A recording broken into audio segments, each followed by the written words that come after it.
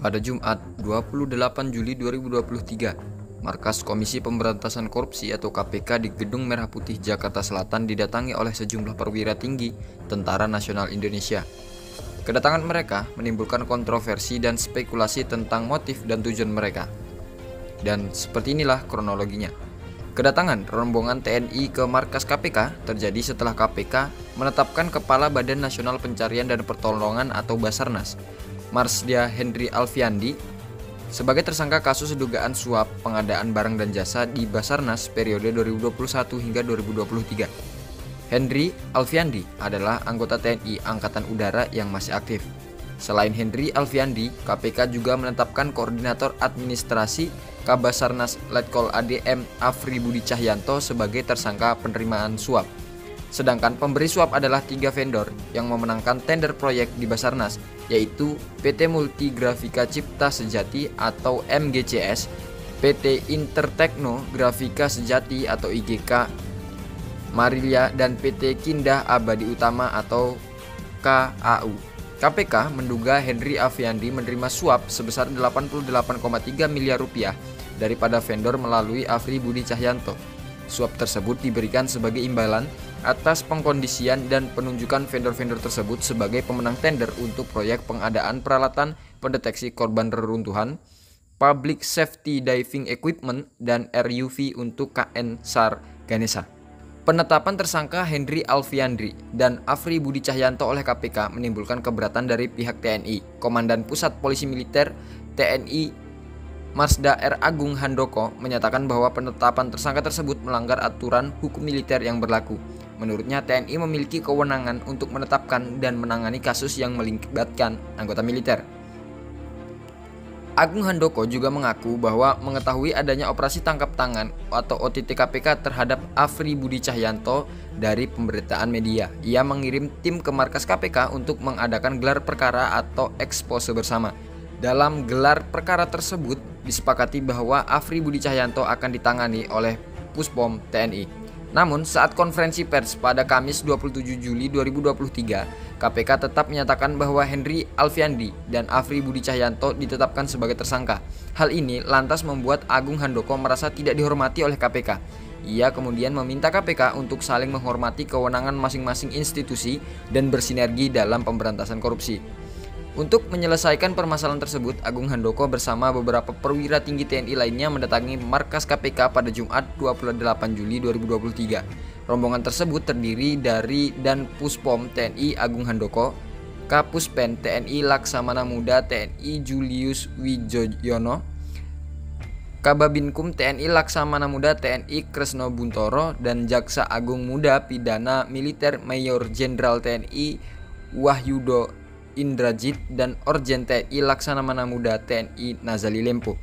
Rombongan tersebut tiba di gedung KPK sekitar pukul 14.43 waktu Indonesia Barat. Agung Handoko mengatakan bahwa pihaknya akan menyatakan Agung Handoko menyatakan bahwa pihaknya ingin menanyakan kejelasan soal kasus suap Henry Alfiandi. Ia juga menyatakan bahwa pihaknya ingin menyelesaikan masalah tersebut. Kedatangan rombongan TNI ke markas KPK menimbulkan berbagai spekulasi tentang motif dan tujuan mereka.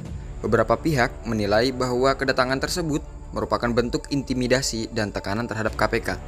Mereka mengkhawatirkan bahwa kasus suap Henry Alfiandi akan diintervensi oleh TNI dan tidak ditangani secara profesional dan transparan oleh KPK.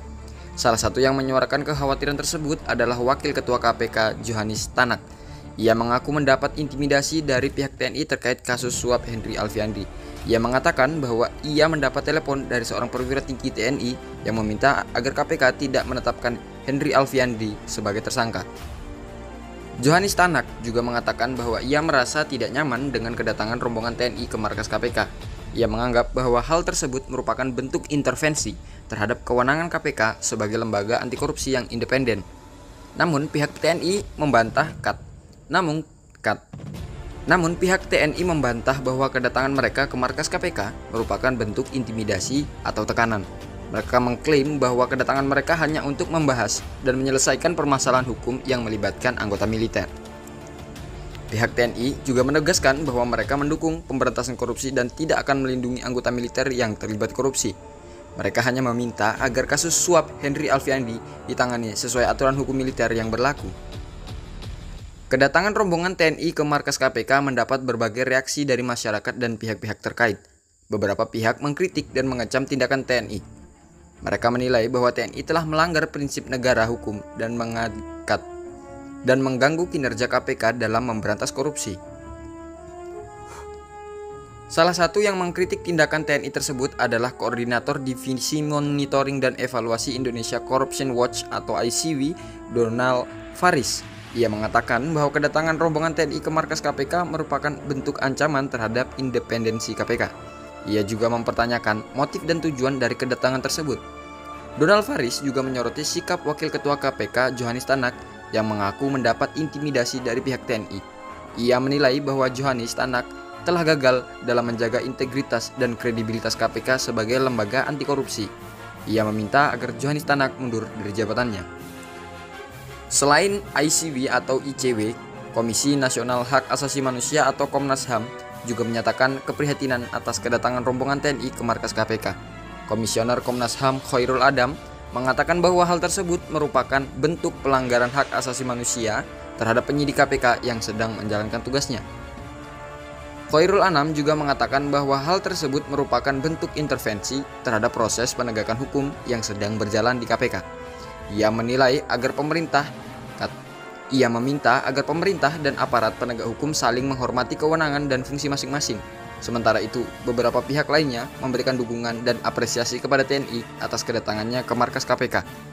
Mereka menilai bahwa TNI telah bertindak sesuai dengan aturan militer yang berlaku dan tidak bermaksud untuk mengganggu atau bahkan mengintervensi kinerja KPK.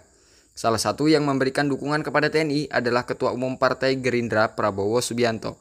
Ia mengatakan bahwa ia sangat percaya kepada profesionalisme dan integritas TNI.